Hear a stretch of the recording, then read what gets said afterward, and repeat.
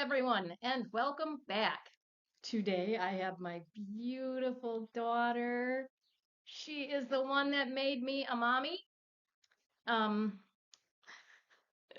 it has been a bit since she has been on the channel. I will link the first interview that we did back in 2019 up here somewhere, and you can watch that. At that time, um, you'll see in the interview, but we had we nearly lost her to a really dark hole. Her name is Ashley, by the way. Howdy. Um, she was just in a really dark spot. A lot of anxiety, depression had really pulled away from her dad and I, and caused us a lot of worry and angst. And it was through her accidentally eating whole food keto like we did. Um, we had been eating since the fall of 2018 when she was home on summer break in 2019 that she really started noticing changes. And so I thought it would just be really nice to do an update on now we're 4 years since that first initial video and where she has how her life has gone since then. We've kind of transitioned more from whole food keto to more of a uh, carnivore-ish way of eating. So really more just animal based. And so I thought we'd talk about how Ashley survived COVID way better than we thought that she would have, and then graduating college and starting her own piano teaching business and just the daily challenges of life and how she's doing. So, how are you doing? Well, it's been a long, wild ride since our first interview. Yeah. Obviously, COVID was a very hard thing for a lot of people, especially for me, because my school closed. Yeah. And I found out a week before finals in May of 2020 or April, whenever. It was literally just like a week, and then they were going to be finishing up the summer program, and the school was going to close for good. So I was pretty much kind of, what the heck? What do I do? How do I, cope with this? Because also everyone was at home. I was pretty much holed up in a bedroom most of the day, doing homework. Of course, I'd, come out if I wasn't doing it and I needed to like see some faces and just get a little bit of company. Um, and I wasn't quite sure how to process that. It was a very difficult thing, but I obviously managed. I was able to get through it. And despite like feeling upset and feeling like anxious, how I was going to handle this, what I was going to do, because I also had to look at multiple other schools and how the finance was going to go, how my scholarships were going to be paid for. Um, and I also had to go back to Manitowoc, where my school was, where I had an apartment, and clear everything out and kind of do all of that at the same time. And it was a little overwhelming. But I think the biggest thing was being able to just try and keep to the food diet, or not diet, I should say, the lifestyle, because it's also my choice. And as long as I'm choosing to do it, then it's my style. It's a style. How do you think your way of changing of eating helped you deal with COVID versus how you were eating those first couple of years of college? How do you think you might have, and I know we're just speculating, um, but knowing how you felt before in dealing with stresses versus how you started feeling after you started eating clean ketogenic, how do you think things might have played out with the school shutting down for COVID for the when the world shut down, and then finding out that your school closed, and then the school that you changed to um, had a lot of things that brought anxiety, which I think you dealt with very well. But if you would have still been eating the way that you had been, what do you think the differences might have looked like? I'll just pretty much say it. I don't know if I'd be here today. I may be in the hospital, it may be worse. Um, come a long way in my journey and being able to like learn how to process, and especially with the clear thinking in my head, which I kind of explained about in my first video, how I felt very foggy whenever I would eat, um, the carb, scrappy food, versus how I feel now. And of course, nobody's perfect. And of course, I still have anxiety, and I still, sometimes I will like break down a little bit, but even when I do have those moments, I'm still able to think a lot clearer about what my decision is going to be and how I'm going to react from that versus how I was before.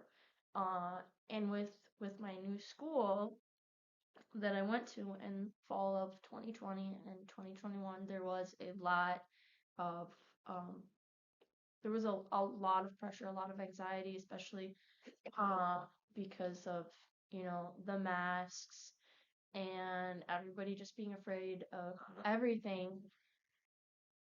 But I feel pretty confident that I dealt with all of those situations very well, and I also kept to my lifestyle really strict. And I really think that also just helped me even when I felt like this was never going to end, it was going to keep continuing. I still had energy to get through to the end of the day.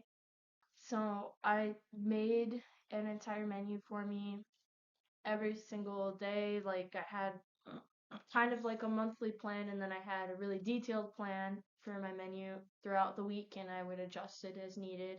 And it was really nice because I lived at home since my new school was St. Norbert's, so it was only a 20-minute commute, which meant that I could really just eat how I wanted. I didn't have to worry about trying to be on a meal plan or trying to get off a meal plan, anything like that. And so some days I would have a protein bread, PB&J sandwich, it'd be a ham sandwich or turkey sandwich.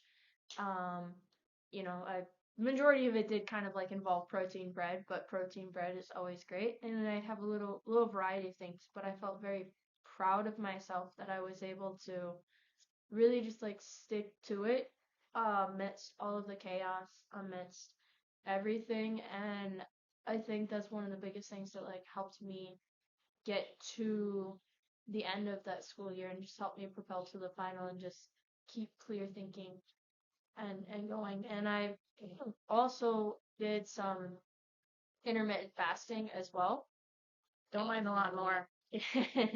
Mm. And I was exercising, and even though it might have been, like 6 o'clock at night, I'd do at least like half hour of core exercises, and then I would come up and I'd eat a nice dinner, and then I would, kind of fast until for a full 24 hours until the next day. And of course, I was only on the days that I didn't have like a ton of classes because I need some of the food, to get through classes. I need the protein to get through classes.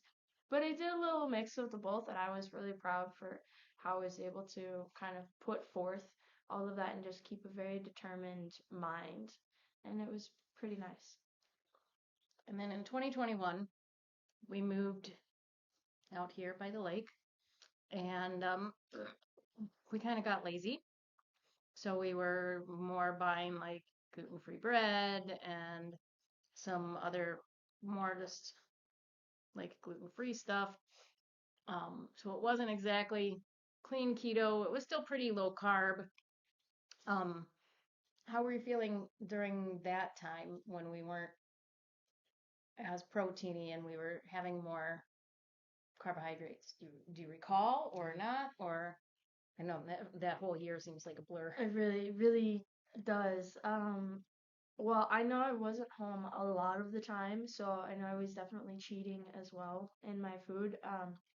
And it was really not the healthiest. I could definitely tell, that I would feel very bloated or groggy, and my sleep pattern was also kind of off. It didn't help that I was staying, I was in Green Bay until almost midnight every single night of the week, and then I come back.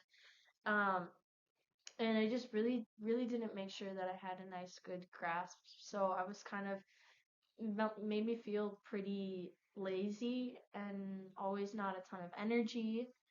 Um, so yeah, kind of just Yeah. a little bits of that. And then in October of 2022, my husband and I kind of just looked at everything, and I was having um, a lot of inflammation. I had plantar fasciitis in both feet and couldn't walk more than like 5 minutes at a time. Remember that? It was so horrible. I felt, though I didn't need my cane, I felt like those days when it took me forever to get from one side of the room to the other. And so we just decided to not just go back to whole food keto. We knew we needed something um, a little bit stronger, more prescription strength, if you will. So we moved the whole family over to carnivore ish because, and I say ish because we're not just, um, we still have some plant sweeteners on occasion because I have children and we want them to be able to, feel normal. And like for birthdays, they may want to have a birthday cake, but we want to have something that's pretty good. And so if it's all animal based but has a little bit of sweetener in it and they have a piece of that, it's not a big deal. Um, and they like some vegetables and we like some vegetables and there's nothing wrong with that. We just keep it very limited and to the vegetables that don't cause us pain. So we grow asparagus. Um, so we'll have asparagus and green beans. Those are both pretty safe for us to eat. Um, and cauliflower is pretty benign. And so we'll, have like a cauliflower cheese soup or something every now and then, and even some broccoli every now and then. But for the most part, we're all completely animal based. And we started doing that in October of 2022. And because my husband and I are of the mindset that we buy the groceries, um, we make the food, or we tell the kids what to make. That is it. They're eating what we eat. We're not a restaurant. Um, you live in our house, you eat what we eat. If they want to make some vegetables to go along with the meat, that's fine. That's up to them. We'll buy the frozen. That way nothing goes bad. So when we started that, we kind of drug you along with us for a while you were in the house. What kind of changes did you notice then? I know your sisters notice a huge difference when they're off plan versus when they're eating clean with us. What about you? Well, I just have to say I love meat, so it's great. Sometimes it can be, if you like, it was a little difficult at first because I felt like I was eating the same thing over and over and over. And I do like little variety, but there are creative ways that you can use the meat and make multiple dishes. And we started getting really good with that. We did. I personally really like the lasagna that we make, which is literally a meat lasagna. And it's you use sliced chicken, or you could do ham. I've used ham in that case, and I know some people don't like the sliced chicken. Chicken, turkey, Whatever you want, and they taste just like noodles. So there you go. You throw in the ground beef, you got your sliced noodles, and then you make the lasagna. And I just put a whole bunch of cheese because I love cheese, and it doesn't give me any issues. Um, nothing dairy really gives me any issues, and I don't suffer from acne or anything like that. Um, and I will say right now it has been a little bit difficult for me, staying like really close to the carnivore uh lifestyle, but that is something that I want to get back to because I feel it's just very whole. I'm not like, I don't have to worry about eating any crap. And actually I can kind of clean out my intestinal system and just really, really work with that. Um, Last February, I went to the doctor and because I thought I might have PCOS. So this is February of Yes, 2023, 2023. not a couple months Yeah, ago. yeah. So, it was a few months after we kind of, started the carnivore lifestyle, and I was kind of, I don't know how I feel about this and everything. And I found out that, well, I thought I might have PCOS. I get really bad periods. They're very, very painful for me. Sometimes it can be difficult to move. turns out I really don't have PCOS, which is great. I was just very low on my progesterone.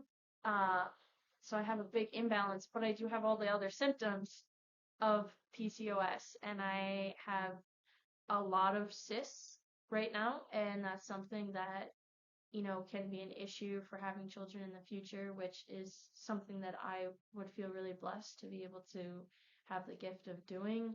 And it's just, don't want the pain. And I noticed when I would eat better that I would have less painful periods. And that's a really huge thing for me.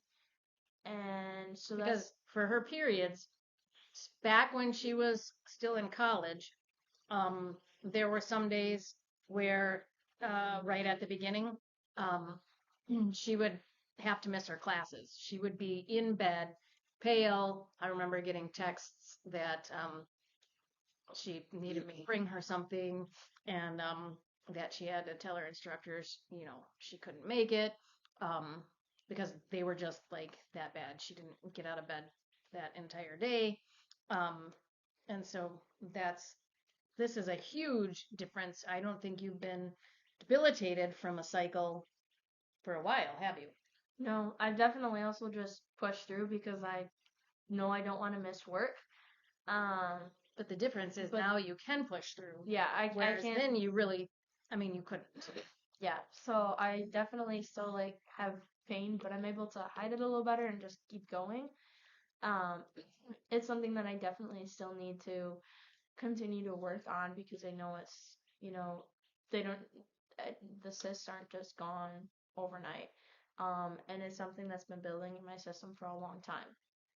And so I can definitely tell, as I'm getting close to my cycle, if I've been cheating a lot, which I have to get a better balance of with my work schedule and my, sleep schedule, and really make that time to put in the food that I know that agrees with me. And even if I have to make it, because I'm lazy sometimes, um, I can definitely tell how my body feels and how it's gonna react and how painful my period's gonna be if I've been cheating.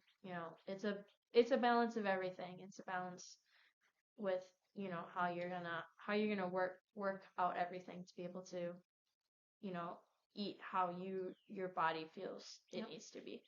And what is a typical? She doesn't have a typical work day. So it's not like she goes to the office from 9 to 5 and that's it. So what is a typical day look like for you? And what does a typical day look like when you've made an effort to make sandwiches or things that you can eat? She drives for most of her day, um, that you can eat on the way versus when you don't prepare, and then that puts you into a situation of maybe not grabbing the best foods, from a gas station or a restaurant. What do those days look like? Because I know you have some days where you're prepped for the week, and you get up on a Monday morning or a Sunday night, and you've prepped all your ingredients for the week and made your bread or whatever it is that your choice is going to be to take with you. And then there's some times when you're super busy on the weekends, and then you get up late on a Monday and you just are like, well, forget it. And then that kind of sets the tone for the rest of your week. Tell us about the differences and then what you notice. So I will say when I kind of have two jobs. I have my studio and then I work for my parish as the music director over at Saints Peter and Paul in Green Bay, and it's a huge balance. Like, well, it's a balance between the two. For my piano studio, I drive a lot and drive into lessons. And when I first started in 2022, I was driving more than I was at Saints Peter and Paul, and so I really had to like try and make food, and I would have like lasagna or I'd just bring string cheese or ham or something. And I would be eating on the road. And of course, if I would arrive home late. For that, I wasn't the best at that time, like trying to plan. Like I really fell off my planning schedule from when I had my senior year in college. And so oftentimes I would find myself cheating. I'd go to A&W because A&W is a big weakness of mine, especially the cheese curds. And I would just be eating a lot of fast food. And I would really tell, I could tell, I'd be like, this is not quite safe. And I would be kind of like tired in the car and everything, which is never a good thing. Um, and so there'd just be a lot of cheating, and I could really tell. It'd just be like my body just does not feel quite energized.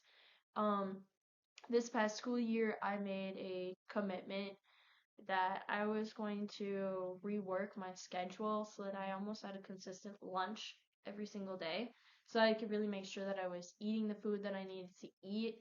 And I have been making protein bread, or you know they're called chaffles. It's Wonder Bread chapples. yeah, I'll link the super recipe easy.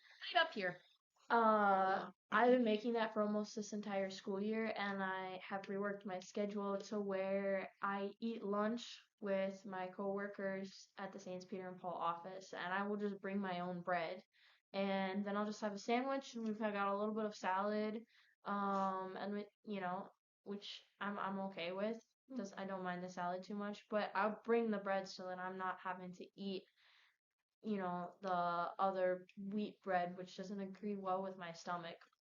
And even if at first I was making the protein bread, which takes, half hour, kind of, 20 minutes to like get everything together, and then you have to wait for it in the oven and stuff, which I do love that protein bread. And then, if I find myself, okay, it's getting a little bit harder, my schedule is a little bit more busy, I will get up the morning of and I'll just quick make chaffles. It takes 10 minutes. That's what I've been eating a lot of lately. It's just a chaffle bread. And actually, it's pretty good. Yeah, So, and you'll see, you might have heard the word chaffle, and a lot of times chaffle actually is like a cheese waffle, but these chaffles are not, there's no cheese or anything like that. So, and it tastes a lot like a Wonder Bread. And so Ellie, my 15-year-old, who I will wrangle to get on here at some point in time, um, she actually is in the video that I linked and made them. We're working on trying to tweak it to be able to be a loaf, but if you make them in the chaffle, they make perfect sandwich things, and so we actually use that a lot if I haven't made a loaf of bread for the week. Anyway, so yeah, it's pretty much just chaffles surround my life right now. because you can use them for anything. You can. Grilled cheese, ham sandwiches. Um, you can use them for tuna melt. Oh, we can do that for a Friday meal. I already thought of that idea and I've done it. I don't know We're what gonna you're have thinking about. mama broiled tomato sandwiches. I've done that. I have had people ask us, why do we recreate things that traditionally made us sick or make people sick, like lasagna? And my answer is always because it works for us. It works for other people. It's ways to help keep people staying on this path, but give them a little bit of variety. Not everyone wants to just eat steak. Not everyone can afford to just eat steak. Um, and some people like vegetables and do really well with them, and that is great. What I tell my clients and my kids is that you don't want to fill up on the vegetables because then you can't get your protein in. Because then you're just you feel there's only so much room in your stomach. So if you're going to have vegetables, have your protein first and then have your veg until you're full. And as long as it's veg that agrees with you. So we have tomatoes every now and then. We love tomato sandwiches. I love tomato sandwiches.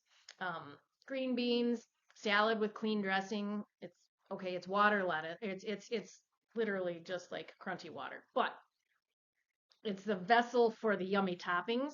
There's nothing wrong with that. Just make sure you have a clean dressing or make your own dressing. So we are not anti-veg here. We are just prioritize your protein first because protein is so important. So you eat out sometimes. Yeah. There are ways that you can eat fast food and still stay pretty clean. Dr. Barry does it all the time. So when you are eating A&W, what No what fun. are you getting the no bun or are you getting the bun and that's what's making you feel icky? Are you getting some of the breaded sides? What is making you feel Yeah, so I like to try and trick my mind, and of course it really doesn't work. I get the burger, no bun, it's great. And then like, oh, because I have the no bun, I could have a little cheese curd. Just no bun and no cheese curd. no bun and cheese curd? And cheese, and yeah, do both. Right. Um, I definitely be like, oh, I had a really hard week this week. I think I did great. I could, treat myself a little bit. It's not the best treat in the end. I was just going to ask, how do you feel when you treat yourself? It's like when I eat sushi. I love sushi. And I don't eat sushi that often, because, well, sushi is kind of on the more expensive side if you go out to eat for sushi right now. And it's very, if you have a lot of it, rice is carb based. So you have a lot of rice and a lot of carbs building up in your stomach. And because I don't eat a lot of it, then I make it a very rare treat. I'm like, oh, I gotta eat as much as I can so I can get my, $25 worth of food. And then I have to be rolled out of there in the end, and then I'm like, oh, Mm. and I don't digest for, at least 4 or 5 hours, and I'm still, you know, so just, be smart, smarter than I am, Yeah. kind of at sometimes, so. And we're not saying that you can't ever make a decision to eat something non-meat or even have rice or whatever, but just Portions. and just know that it's a decision. Don't let it control you. Um, at Christmas time, my husband's grandma makes toffee, and she has made that. We've been married 26 years, and it'll be 27 years in June. And she has made that every Christmas that I have been a part of the family, and I love it. And she knows that I love it. And so when we started eating this way and she knew we weren't eating sugar, it made her a little sad that, you know, I might not eat her toffee anymore. And I make the decision that on December 26th, I am going to eat 2 or 3 pieces, and they're not huge, of Grandma's toffee. I'll take some digestive enzymes, I'll do what I need to do to prep, but I will have some of Grandma's toffee. That is my decision. It's not like it's sitting there and I'm going, oh no, I can't eat that, I can't eat that, and then I binge. Mm-mm. I make that decision. I'm going to have that toffee. And I make sure Grandma sees me having that toffee because it means so much to her and it means so much to me. And she's going to be 96. So when Grandma's gone, that toffee is going to be gone because it's not going to be the same if someone else makes it. So it is your decision. You're not falling off the wagon. If you're going to eat something, make it your decision and then make your, that's fine. I am going to have sushi, but I am limiting it to this. And then stick with that. So it's your decision. Grandma's bonbons. Yeah. So, Good too. you can make that decision. It's not a I can't eat this. Okay. Now, if it's like gluten, like my 11-year-old, she can't eat gluten. If she made the choice to eat gluten, she would be curled up in a ball, crying for a day and a half at least. So there are things that like you can't if you are allergic or sensitive and you can't eat it. Well, Ashley, share how things were with or when with social aspects when you are out with friends, or how you've had a couple relationships, and how things went, if your way of eating like was awkward when you're out with friends, or how you manage the social situation, um, and if it was as big of a deal as you thought it was, um, how it played into, or how you thought it would be, I guess, and how it maybe played into, um, your relationships. Um, so yeah, share. Sure. So when it comes to the social aspect, going out with friends, I never, I should say it was a little bit difficult at first because I mean the norm is everybody, eats carbs, or a lot of people eat carbs, I should say. And all my friends did, and they, would splurge on all of that and full burgers with buns, everything like that. So at first I was a little nervous because I was like, oh, I don't really want, I don't want people to kind of judge me for not eating the bread. It's a weird thought, but I'm not always a very confrontational person. And so it was a little difficult. And then later on, I kind of was like, I really need to do this for me. And if other people want to judge, then fine, let them do that. And it really wasn't that big of a deal. And I would. And you didn't have to be confrontational, did you? No, I just kind of, they were like, oh, you're not having bread with your burger? I'm like, no, it just doesn't agree with my stomach. So, and then that was pretty much it. When it came to relationships, I was a little bit different. Of course, I never push um the lifestyle. I never want them to, have to feel that they need to eat that way. Of course, I do let them know like that this is the lifestyle that I need to eat because it is what makes me feel good and feel better, and most importantly, I need to keep my body healthy, so that I can continue to go and then also be able to help, my partner, you know. So I just always made sure to emphasize that, but never would force them. Well, with one of my relationships, um, my boyfriend had some digestive issues, and you know, he wasn't quite on board with the whole keto thing. At that time, we weren't carnivore yet. We were just kind of keto. But I really noticed after he eat a very heavy and carved meal that he would feel just absolutely terrible and constantly going to the bathroom, all of that stuff. So I made a suggestion, and I just kind of left it at that. And he was kind of like, "Yeah, I really, really don't know." And then in the end, he borrowed some books from my mom, and right, I was actually kind of like right after we broke up, that he was like, oh, these books actually were great. I finished reading them, and now he like is eating keto, and it helps his IBS a lot. And so that was, kind of that. He, decided to change his lifestyle, but he also did it for him and not for anyone else, which is also important too. Exactly. And yeah, the relationship that I'm in now is pretty nice. We don't really, talk about food again. I never force anybody to think about a certain lifestyle. Um, of course, I always want to be helpful and make suggestions, but I never force anything.